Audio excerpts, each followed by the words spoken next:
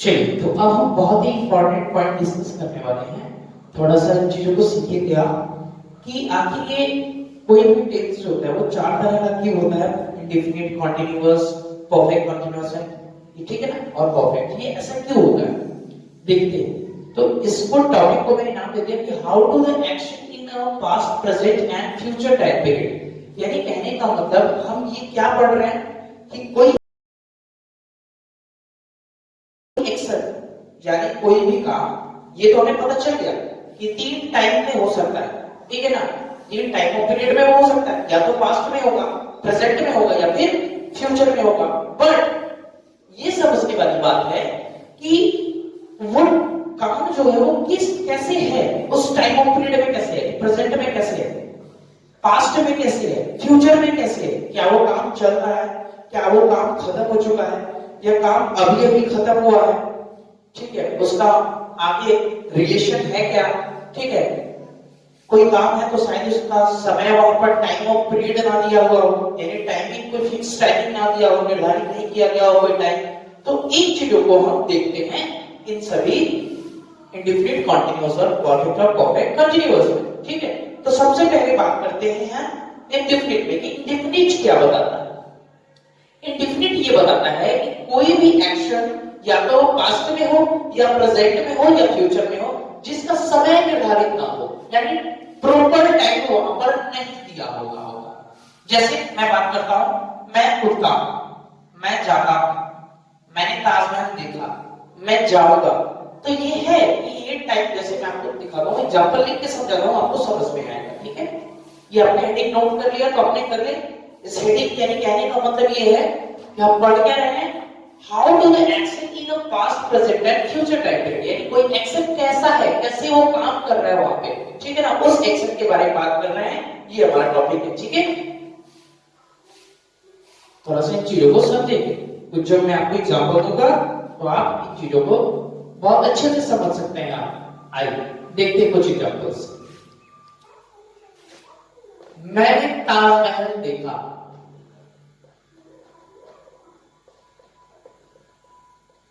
मैं जाता हूं, या मैं जाता हूं। ये दो सेंटेंस को हमने देखा, थोड़ा बहुत समझे। अब बात ये है कि मैं ताजमहल देखा, क्या इसमें प्रॉपर टाइम है क्या? नहीं, टाइम नहीं। मैंने ताजमहल देखा, मैं बात कर रहा हूं मैंने ताजमहल देखा, ठीक है, पास्ट में, यानी ये पास्ट टेंस है, मैंने ताजमहल देखा और मैं इसकी चर्चा कर रहा हूं।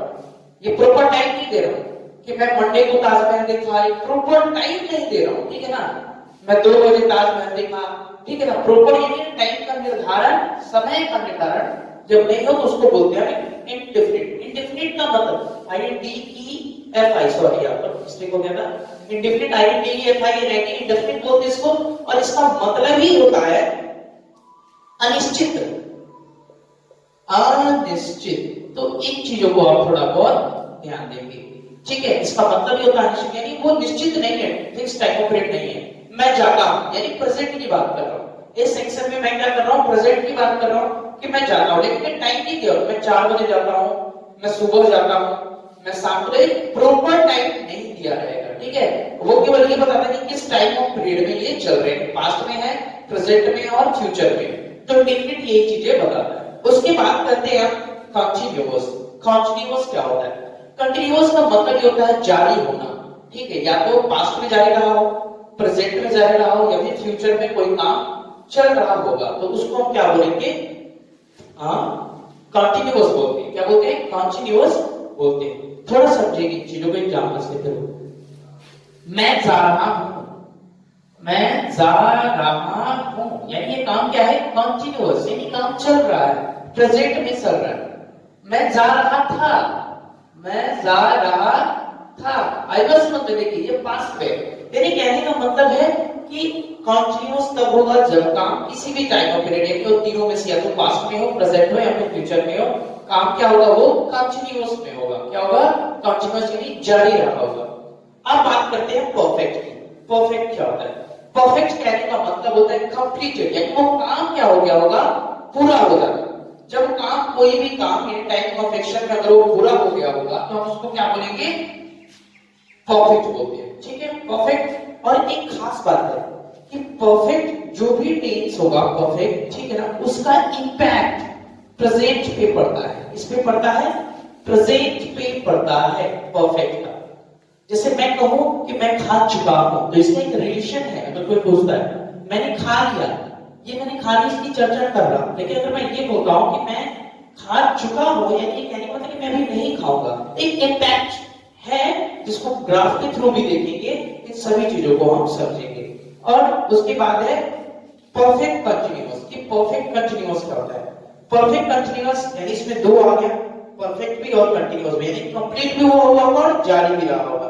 यानी कंप्लीट भी हो चुका है और कुछ टाइम पीरियड तक जारी रहा था, या तो पास्ट में रहा था वो, या फिर मतलब प्रेजेंट में होगा, या फिर आगे फ्यूचर में रहेगा। ठीक है, तो ये चारों जो इंडेफिनिट कंटीन्यूअस और परफेक्ट कंटीन्यूअस है, ये वर्ब यानी एक्शन को डिफाइन करते हैं कि किस तरह से वो एक्शन पास्ट में है, प्रेजेंट में है और फ्यूचर में है। आई वाज समझते, इसलिए हर टेंस को अकॉर्डिंग टू द वर्ब, या ये कह सकते हैं कि मोड ऑफ एक्शन, किस तरह से वो कार्य काम कर रहा है, how to do action work in a past, present and future, there are 4 types. ठीक है ना, टेंस जो होते सभी को कितने होते हैं? 4 तरह के होते हैं। तो इन चीजों को आप थोड़ा बहुत ध्यान देंगे। ओके, ये डिफरेंट कंटीन्यूअस, परफेक्ट और परफेक्ट, शायद इसके कॉन्सेप्ट्स को आपने समझ लिया होगा। अब हम आगे देखते हैं, बहुत ही इंपॉर्टेंट और टॉपिक डिस्कस करने वाले हैं जिसका नाम है वर्ब फॉर्म्स। ये क्या होता है? वर्ब फॉर्म्स क्या होता है, समझेंगे इन चीजों को कि आखिर ये क्यों बना। अब पूरी बात समझिए। अगर मैं बात करता हूं स्लीप, गो, कम, ये कुछ हमारे एक्शन है यानी वर्ब है।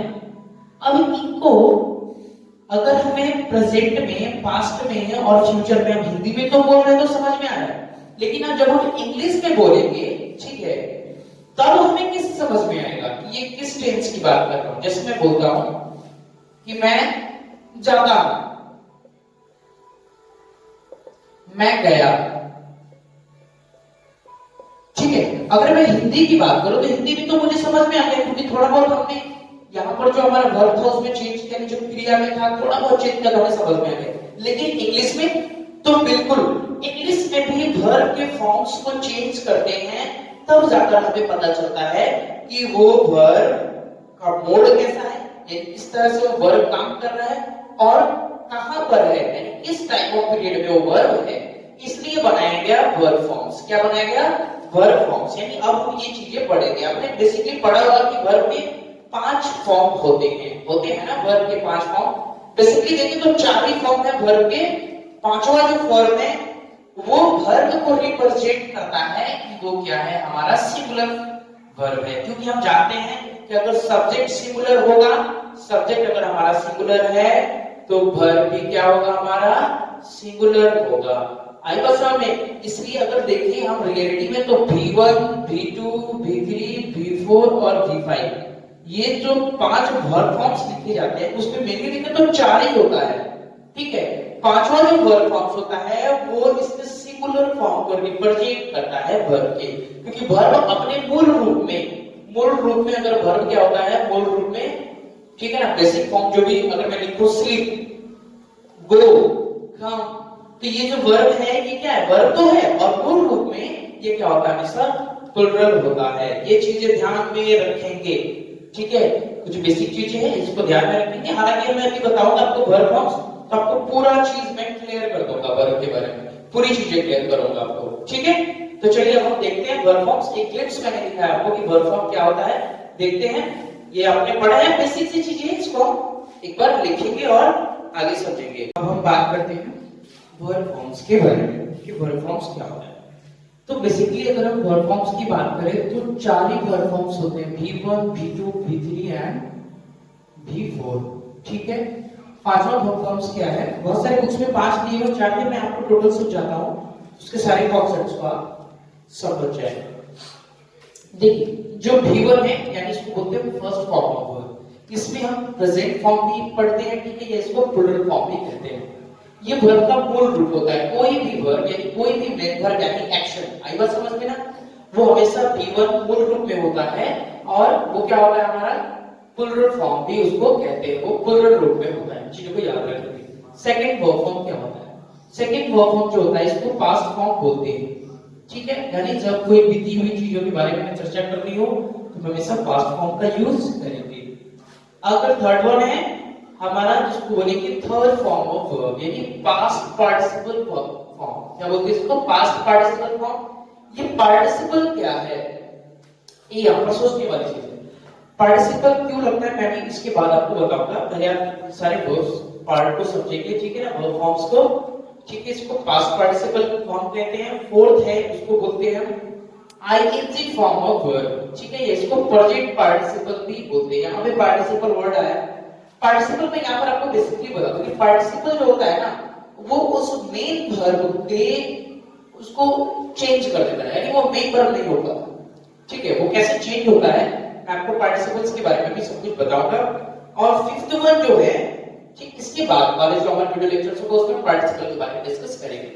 और अभी इन चीजों को केवल समझेंगे आप कि अगर जो पांचवा वर्ब है बी फिफ्थ, ठीक है ना, यानी इसको हम एस फॉर्म ऑफ वर्ब बोलते हैं या फिर सिंगुलर फॉर्म ऑफ वर्ब भी बोलते हैं। ये चार जो है ये मोस्टली मेन हमारे वर्ब फॉर्म्स है। जो पांचवा वर्ब फॉर्म्स है मैंने आपको स्टार्टिंग में भी बताया कि पांचवा जो वर्ब फॉर्म्स है वो क्या करता है, हम जानते हैं कि कभी भी अगर कोई सेंटेंस लिखते हैं तो सब्जेक्ट वर्ब और ऑब्जेक्ट होता है। सब्जेक्ट और वर्ब में ये सिमिलैरिटीज है कि अगर सब्जेक्ट सिंगुलर होगा तो वर्ब भी सिंगुलर होगा, अगर सब्जेक्ट प्लूरल होगा तो वर्ब भी क्या होगा, प्लूरल होगा। तो इसीलिए हम देखते हैं कि मूल रूप में तो वर्ब क्या है हमारा, V1 हमेशा क्या है, प्लूरल फॉर्म है। तो अगर मान लीजिए वहां पर राम होगा सब्जेक्ट में और मुझे उसके लिए यहाँ पर तो सिंगुलर वर्ब चाहिए, इसीलिए भी फिर यानी एस और एस फॉर्म ऑफ वर्ब्स बनाया गया जिसको बोलते हैं सिंगुलर फॉर्म ऑफ वर्ब भी कहते हैं। ओके, और आपको बहुत सारे वर्ब फॉर्म्स याद करने होंगे, ओके, क्योंकि अगर आप वो आपका स्ट्रॉन्ग नहीं है तो फिर आप टेंस में आप आगे बहुत आपको दिक्कत होगी। तो कोई ना कोई आपके पास बुक हो बेसिक, उस बुक्स को ले और उससे प्रैक्टिस करते रहे, आप बिल्कुल याद करेंगे भूल जाएंगे। तो जैसे जैसे हम प्रैक्टिस करेंगे, ट्रांसलेशन बनाएंगे, ठीक है, तो उससे आपका क्या होगा, वो वर्ब फॉर्म बहुत स्ट्रॉन्ग हो जाएगा, ठीक है। उस पर्टिकुलरली उन सभी जो वर्ब है कुछ ऐसे है जो आपको पता भी है, ठीक है, क्योंकि आप प्रॉपर अभी तक पढ़ते आए होंगे, और बहुत ऐसे जो आपको नहीं पता, तो कुछ जो कॉम्प्लिकेटेड होंगे मैं आपको बताऊंगा कहीं ना कहीं जब मैं ट्रांसलेशन कराऊंगा तो उसी बेस पर ट्रांसलेशन कराऊंगा कि जहां से आपको दिक्कत ना हो। चलिए तो देखते हैं, ये हमारा वर्ब फॉर्म्स था, ठीक है, इसको आप नोट कर लें। अगर आपको कहीं कोई मेरी गलती लगे तो चलो सॉरी इस चीज के लिए, आप सही कर लेंगे अपने से, ओके। चलिए तो अब हम बात करते हैं जो हमारा सबसे पहला टेंस है जिसको बोलते हैं अपन प्रेजेंट टेंस। कि प्रेजेंट टेंस क्या होता है, यानी वर्तमान काल। हिंदी क्या होता है हमारा, वर्तमान काल। और पूरा बेसिक से मैं आपको हायर लेवल कॉन्सेप्ट तक लेकर चलूंगा। It express timing of action at the present, यानी वर्तमान में किसी काम के होने का जो संबंध को दर्शाता है, ठीक है ना, एक्सप्रेस करता है, तो उसको हम क्या कहते हैं कि वो प्रेजेंट टेंस में एक्सपीरियंसेस इन द प्रेजेंट। हम अगर किसी भी चीज को प्रेजेंट में एक्सपीरियंस करते हैं किसी भी चीज को, तो वो क्या होता है हमारा प्रेजेंट टेंस होता है, ठीक है। कुछ एग्जांपल्स के थ्रू हम समझेंगे। मैं जाता हूं, सीता नाचती है, हम लोग जा रहे हैं, वर्षा हो रही है, राम एक आम खा चुका है, मैं 2 दिन से बीमार हूं। ये जितने भी सेंटेंसेस हम पढ़ रहे हैं, यानी इसका कहीं ना कहीं हमारा प्रेजेंट से क्या है रिलेशन, ये बताता है क्या कि हम प्रेजेंट की बात कर रहे हैं। आई बात समझ में? तो इसको हम क्या बोलेंगे, प्रेजेंट टेंस बोलेंगे। हालांकि जितने भी टेंस है अगर हम उसको एग्जांपल्स के थ्रू समझेंगे और ग्राफ के थ्रू, तो मैं आपको ग्राफ और एग्जांपल्स दोनों बहुत ज्यादा कराऊंगा ताकि आपको एकदम मतलब दिक्कत ना हो, ठीक है, और आप बहुत अच्छे से सारे क्वेश्चंस को कर सके। चलिए आगे देखते हैं।